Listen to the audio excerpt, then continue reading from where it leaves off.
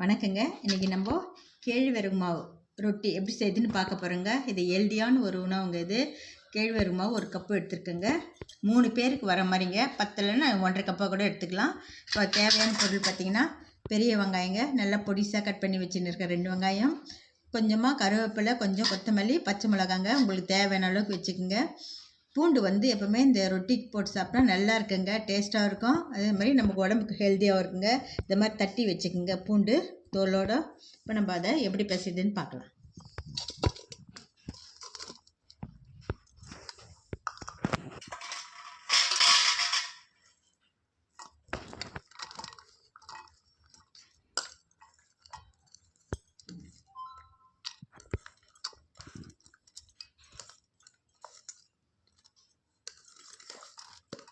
தேவையான அளவுக்கு உப்பு சேர்த்துக்கலாங்க. இந்த மாவு தேவையான அளவுக்கு போட்டுட்டு நல்லா இந்த மாதிரி கலந்து விடுங்க. உங்களுக்கு எத்தனை பேருக்கு வரணுமோ அந்த அளவுக்கு மாவு எடுத்துங்க. நல்லா இந்த மாதிரி கலந்து விட்டுட்டு தண்ணி வந்து சுடுதண்ணி போட்டு பிசையணுங்க.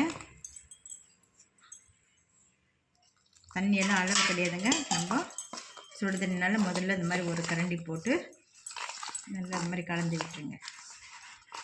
சூடான பிறகு நம்ம கையில் பிசைஞ்சிக்கலாம்.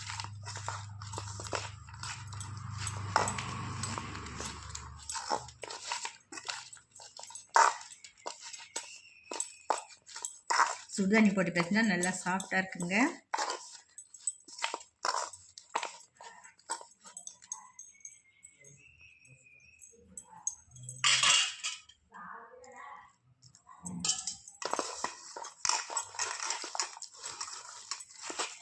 மாவு பிசையும் போது ரொம்ப டைட்டாக இருக்கக்கூடாது, ரொம்ப லூஸாக இருக்கக்கூடாதுங்க. நம்ம உளுத்து வடைக்கு பிசைஞ்சு வைக்கிறோம் பாருங்கள், அரைச்சி அந்த அளவுக்கு இருக்கணும்.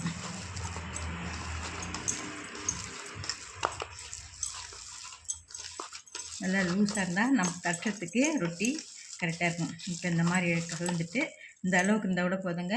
நம்ம மாவு இந்த மாதிரி எடுத்துக்கிட்டு ஒரு வாழை இலையெல்லாம் இல்லை பிளாஸ்டிக் இது கவர் அதெல்லாம் தட்டுங்க. இந்த மாதிரி இந்த அளவுக்கு லூஸ் வரணும். மாவு பிசைஞ்சாச்சு, நம்ம ரொட்டி தட்டி எடுத்துக்கலாங்க வேக வச்சு.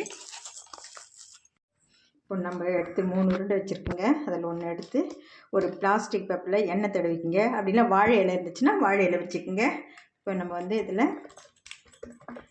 உங்களுக்கு தட்டும்போது எல்லா பக்கமும் ஒரே அளவு வரணுங்க.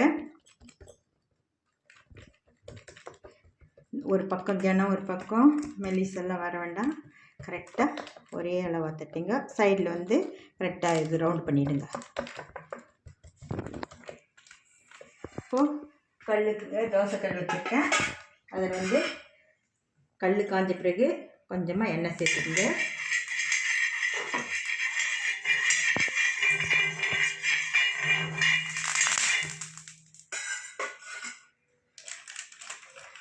இப்போ நம்ம எடுத்து வச்சுக்கிற ரொட்டியை அதில் சேர்த்துக்கலாம்.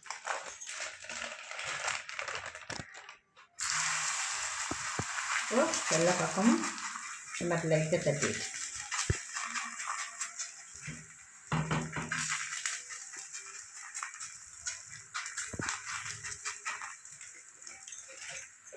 போட்டுட்டு கொஞ்ச நேரம் மூடி போட்டு விடுங்க. அப்புறமா திருப்பிக்கலாம். மூடி போட்டு வேகச்சா நம்மளுக்கு கொஞ்சம் சாஃப்ட்னஸ் கிடைக்கும். நம்ம வெந்த பிறகு தாங்க எண்ணெய் விடணும். ஒரு பக்கம் கீழ் பக்கம் நல்லா வெந்துச்சுங்களா,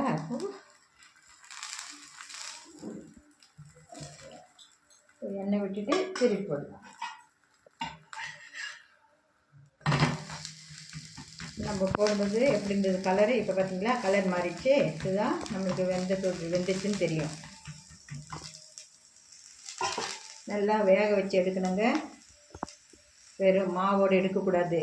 எடுத்தால் வயிறு வலி இது மாதிரி வரும். அதனால் நல்லா 2 பக்கம் திருப்பி போட்டு நல்லா வேக வச்சு எடுத்துக்கணும்.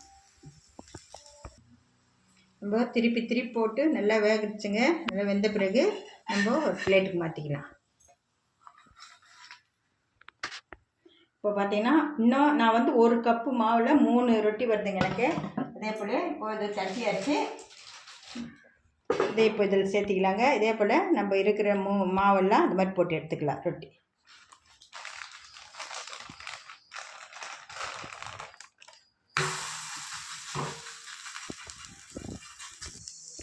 பார்த்தீங்கன்னா இந்த கேழ்வரகு மாவில் கால்சியம் சத்து, நார் சத்து இதெல்லாம் நிறைய இருக்குங்க. நம்ம வந்து சாயந்தரத்தில் குழந்தைங்க ஸ்கூல் போயிட்டு வந்துட்டா கூட அந்த டைமில் வந்து பெரியவங்களுக்கு, வயசானவங்களுக்கு, முட்டி வலி இருக்குங்க, ஒரு உடல் ஆரோக்கியத்துக்கு இந்த மாதிரித்துக்கெல்லாம் நம்ம இந்த கேழ்வரகு மாவு ரொட்டி செஞ்சு சாப்பிட்லாங்க. இதில் பார்த்தீங்கன்னா கூட வெங்காயம்